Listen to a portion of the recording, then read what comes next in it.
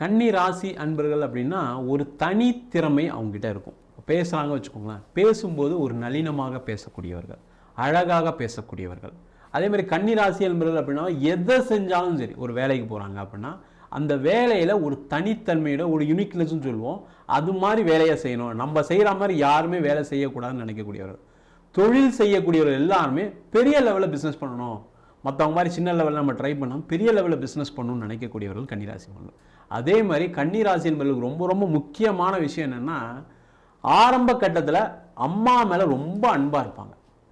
அதே மாதிரி வாழ்க்கையில் பிற்பகுதியில் கணவர் மீது இல்லை மனைவி மீது ரொம்ப அன்பாக இருக்கக்கூடியவர்கள் இந்த கன்னிராசி என்பவர்கள். எல்லாராலையும் அட்ராக்ட் பண்ண முடியும் அப்படின்னா அது கன்னிராசி என்பவர்களாக தான் முடியும். அவங்கள விட மற்றவங்களை அட்ராக்ட் பண்ணக்கூடிய ராசி என்பவர்கள் யாருமே கிடையாது. அவங்களுக்கு இயற்கையாகவே ஒரு அட்ராக்ஷன் இருக்குது. நீங்கள் கன்னிராசி என்பவர்கள் நீங்கள் யோசிக்கவே வேண்டாம். நீங்கள் யார்கிட்ட போய் பேசணும் ஆசைப்படுறீங்களோ அவங்க கண்டிப்பாக கன்னிராசி தான் இருப்பாங்க. அந்த மாதிரி அவங்ககிட்ட ஒரு தனித்திறமை, தனி விதமான ஒரு புதுமை அவங்ககிட்ட இருக்கும்.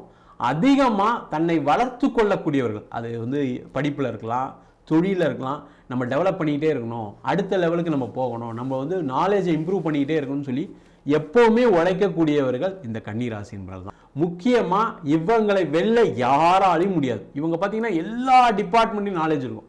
இவங்ககிட்ட போய் நீங்கள் என்ன பேசினாலும் அதுக்கு தகுந்த மாதிரி பலன் திருப்பி பேசக்கூடியவர்கள், உரையாடக்கூடியவர்கள் யாருன்னு கேட்டால் கன்னிராசி என்பவர்கள் தான். அவங்கள போட்டி போட்டுலாம் ஜெயிக்கவே முடியாது. அது எந்த ஃபீல்டில் இருந்தாலும் சரி, எல்லா ஃபீல்ட்லையும் நம்பர் 1 இருக்கக்கூடிய ராசி கன்னிராசி என்பவர்கள் தான்.